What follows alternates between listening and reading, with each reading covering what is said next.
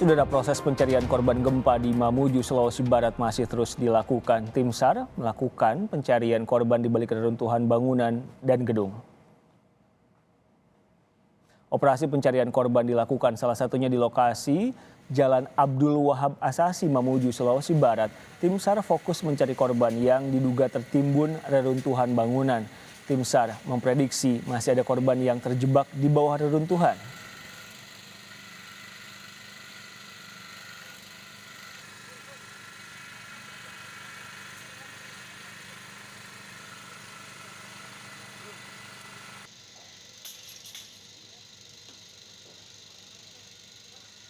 Kendalanya tadi karena kita menggunakan dua teknik, yaitu menggunakan alat berat dan manual, jadi kita harus hati-hati karena takutnya nanti posisi korbannya akan tertimpa lagi. Nah, makanya tadi penggalian itu hampir mencapai sekitar 2,5 sampai 3 meter di kedalaman tanah seperti itu. Informasi dari teman-teman TNI dan Polri dan juga dari Damkar dan juga dari masyarakat itu ada sekitar 5. Diduga awalnya karena kita ambil dari laporan dari keluarganya yang masuk ke sini karena beberapa orang datang ke tempat kita melaporkan bahwa ada keluarga yang belum melaporkan.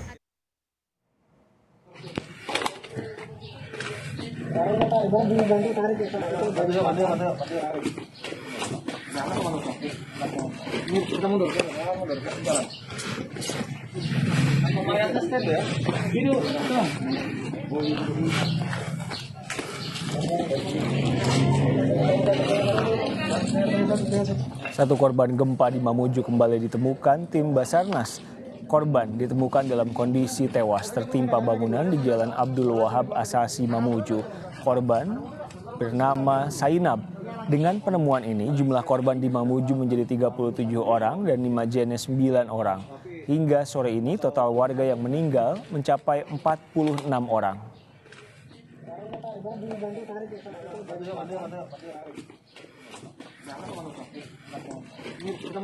Jadi dapat kami sampaikan bahwa hari ini proses evakuasi yang kami laksanakan di beberapa titik lokasi yang kita tentukan.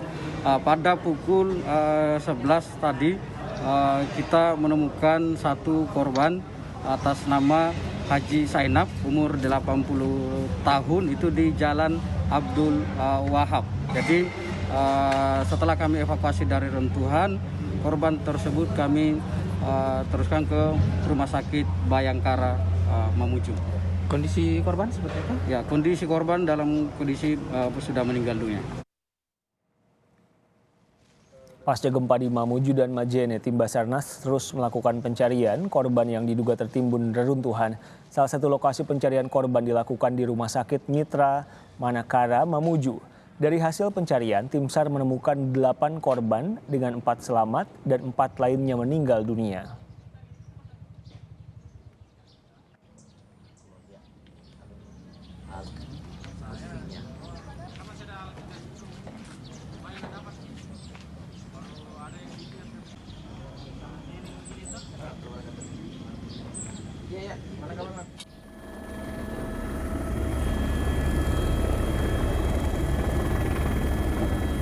Gempa di Majene dan Mamuju membuat Sulawesi Barat menetapkan status darurat bencana di daerah itu.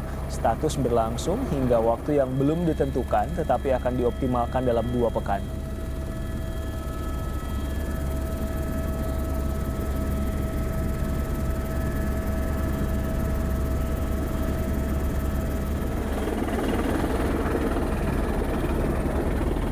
Pemerintah Provinsi Sulawesi Barat telah menetapkan status darurat bencana dan durasi ini bisa berlangsung lebih lama, tergantung dari kondisi lapangan. Ya. Tahap pertama ya 1-2 minggu ini kita harapkan status darurat bisa dioptimalkan, seluruh komponen, seluruh kekuatan yang ada ya bisa diberdayakan. Kemudian tadi malam Bapak Gubernur melalui pertemuan rapat dengan Menteri Sosial sudah disepakati ya untuk Ketua Pelaksana Lapangan adalah Komandan Korem Brigjen TNI Firman Dahlan ya. Jadi bersama dengan unsur-unsur yang ada TNI, Polri dan juga seluruh OPD yang ada di Sulawesi Barat. Kemudian juga kami telah membawa tim Badan SAR Nasional yang berikut dengan perlengkapan untuk evakuasi. Dan hari ini mudah-mudahan sudah bisa tergelar di sejumlah titik reruntuhan. Kemudian ada juga tim Sardok yang didatangkan dari Jakarta, belum bisa tiba di lokasi karena terhambat tanah longsor. Lalu bagaimana kondisi terkini di lokasi yang terdampak gempa di Mamuju? Sudah ada jurnalis Kompas TV Eki Muzakir yang berada di salah satu titik pengungsian korban gempa ya di Mamuju. Selamat petang Eki. Kepala BNPB Doni Monardo telah menerapkan status darurat bencana di sana. Lalu seperti apa operasi penanganan dampak gempa di Mamuju? Ya, hingga petang ini kami melaporkan proses penanganan gempa di Mamuju masih terus dilakukan. Tadi sore ada Panglima TNI yang juga datang berkunjung ke Mamuju untuk memantau sekaligus memberikan arahan terkait bagaimana penanganan selanjutnya di gempa di Mamuju ini. Beberapa instruksi diberikan oleh Panglima TNI termasuk diantaranya untuk segera melakukan pemulihan di Mamuju, pembongkaran bagi bangunan-bangunan yang dinilai tidak layak atau sudah mengalami kerusakan setelah diterjang gempa pada Jumat kemarin. Dan juga yang digarisbawahi adalah Panglima TNI meminta agar pengamanan untuk jalur atau pengantaran logistik ini diperketat karena sempat terjadi perampasan salah satu bantuan di daerah Mamuju. Ini juga jadi salah satu permintaan dari Panglima TNI untuk lebih memperketat pengamanan saat pendistribusian logistik menuju ke Mamuju, Christian. Eki, Anda bisa gambarkan bagaimana dengan pengungsian? Apakah pengungsian yang di sana dilokalisir di satu tempat atau warga, saya lihat Anda di belakang Anda ada tenda terbuat dari terpal atau sendiri-sendiri begitu? Ya, jika mengacu pada data yang dikeluarkan oleh BNPB, di Mamuju ini ada 11 titik pengungsian dengan jumlah 15.000. Ini yang tercatat. Namun kalau melihat secara realita di lapangan, mungkin lebih banyak lagi. Salah satunya kami melaporkan di depan Mapolda Sulawesi Barat.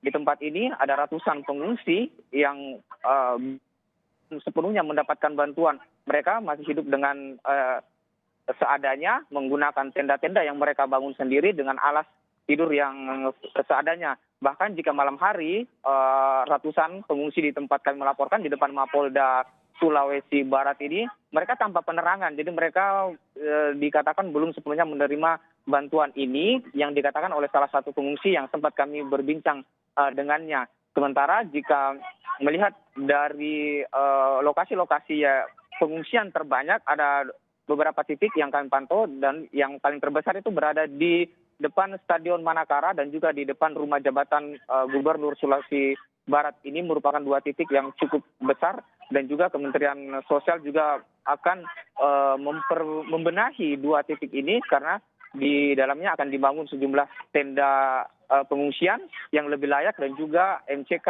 serta dapur umum, Christian. Eki, lantas bagaimana dengan alur distribusi logistik dan juga bantuan?